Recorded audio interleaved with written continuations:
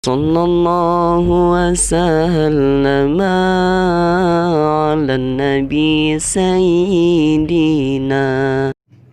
أعوذ بالله من الشيطان الرجيم. بسم الله الرحمن الرحيم. الحمد لله رب العالمين، والصلاة والسلام على سيد المرسلين وعلى آله وصحبه أجمعين. Yang pertama sekalinya, puji dan syukur kehadirat Allah Subhanahu wa Ta'ala, Allah yang masih memberikan kesempatan dan kesehatan kepada kita sehingga kita dapat beraktivitas sebagaimana biasanya. Sidang pendengar yang dimuliakan oleh Allah Subhanahu wa Ta'ala, syukur alhamdulillah kita telah dapat mulai membahas suatu pelajaran yang amat penting, yaitulah tentang masalah ilmu tauhid. Ilmu tauhid merupakan ilmu yang berkewajiban sangat kepada tiap-tiap manusia. Oleh karena demikian, awwaluddin ma'rifatullah. Awal-awal agama itu yaitu mengenal Allah Subhanahu wa Ta'ala. Bismillahirrahmanirrahim. Langsung kita mulai memasuki di dalam pelajaran kitab yang namanya I'tiqadul Mu'minin. Mulai dengan pujian Alhamdulillahi ala silatihi thumma salamullahi ma'silatihi. Aku memuji akan Allah karena nikmat, salam Allah kemudian curahan nikmat. Yang artinya penjelasannya, pertama sekali musannif memuji Allah Subhanahu wa Ta'ala karena rahmat dan nikmat yang telah Allah curahkan kepada kita semuanya. Oleh karena demikian, lafaz pujian yang amat sejahtera dan baik kita ucapkan iaitulah mengucap dengan lafaz alhamdulillah. Apakah kita memuji Allah di saat kita temukan nikmat, di saat Allah memberikan nikmat kepada kita, adakala di saat kita tidak diberikan nikmat. Karena puji tersebut tidak mestinya karena kita dapat sesuatu. Adakala di saat kadang-kadang kita lihat orang lain beribadah yang luar biasa, kita katakan, ya sungguh mulia sangat dia tersebut. Itu adalah juga memuliakan dan memuji orang tersebut. Kemudian puji itu di mana saja kita lihat ada 4 pembahagian. Yang pertama, puji qadim kepada qadim, yaitulah puji Allah Subhanahu wa Ta'ala kepada dirinya Allah. Kemudian yang kedua adalah puji Allah kepada para nabi-nabi dan aulia dan asfiya. Puji Allah kepada para nabi-nabi Allah. Kemudian yang ketiga, puji hadis kepada qadim, yaitulah kita memuji Allah.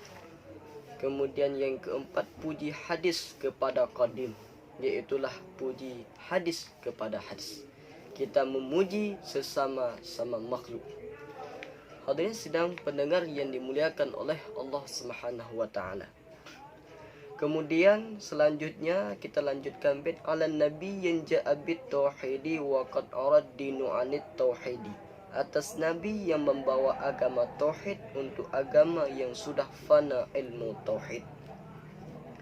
Kemudian salat dan salam, salawat dan sejahtera kita kirimkan kepada Rasulullah sallallahu alaihi wasallam, yang mana Rasulullah yang telah membawakan agama, yang telah memperjuangkan agama tauhid ini, yang mana Rasulullah diutuskan kepada golongan manusia yang mereka sangat jahat saat itu. Mereka tidak mengenal Allah, mereka tidak kenal siapa itu tauhid, siapa itu Allah, dan mereka sama sekali bodoh sangat. Itulah yang dinamakan dengan kaum jahiliyah. Maka Rasulullah diutuskan kepada mereka dengan tujuannya adalah untuk menegakkan agama tauhid, yaitulah membawakan syariah Islam. Hadirin sidang pendengar yang dimuliakan oleh Allah Subhanahu wa Ta'ala. Sebelum kita masuk dalam pembahasan kitab I'tiqadul Mu'minin ini, tentulah semuanya kitab itu mempunyai biografinya masing-masing, mempunyai penjelasan dan keterangannya masing-masing. Untuk kitab I'tiqadul Mu'minin ini, pertama keterangannya. Keterangannya adalah sebagaimana yang telah dijelaskan dalam makna lughat, adalah ilmu untuk mengenal yang esa, ilmu untuk sesuatu zat yang maha kuasa. Kemudian kemanakah letak ilmu tersebut? Iaitulah mawdu'uhu atau metode pembacaan tentang zat Allah Subhanahu wa taala melalui pembacaan sifat-sifat, pembahasan sifat-sifat. Nah, berarti ilmu tauhid tersebut kita akan mengenal Allah melalui sifat-sifat Allah Subhanahu wa taala. Kemudian yang ketiga, fadluhu atau kelebihannya daripada ilmu tauhid itu untuk mengetahui ilmu yang paling mulia, karena berkaitan langsung dengan ilmu zat Allah Subhanahu wa taala. Kemudian yang kelima, nisbatuhu atau dibangsakan kepada dasar ilmu agama. Ilmu tauhid itu adalah ilmu dasar dalam beragama.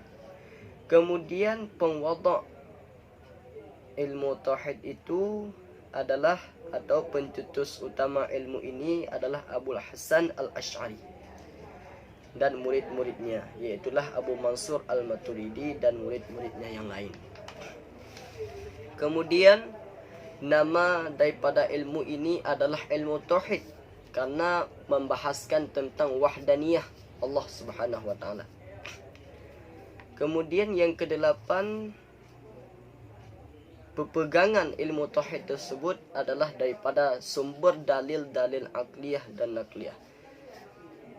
Kemudian yang kelima, masalah pembahasan yang akan dibahaskan iaitulah tentang sifat-sifat yang wajib pada Allah, sifat-sifat yang mustahil pada Allah, sifat-sifat yang harus pada Allah, sifat-sifat yang wajib pada Rasul, yang mustahil pada Rasul, dan sifat-sifat yang harus pada Rasul, yang insya-Allah akan kita bahas nantinya di area ke depan tersebut. Untuk sementara hari ini kita hanya membahaskan dan memulai kitab I'tiqadul Mu'minin ini dengan pujian, solawat serta mengenal biografi daripada kitab ilmu tauhid ini. Maka untuk sekian dari kami hari ini. Wabillahi taufiq wal hidayah. Wassalamualaikum warahmatullahi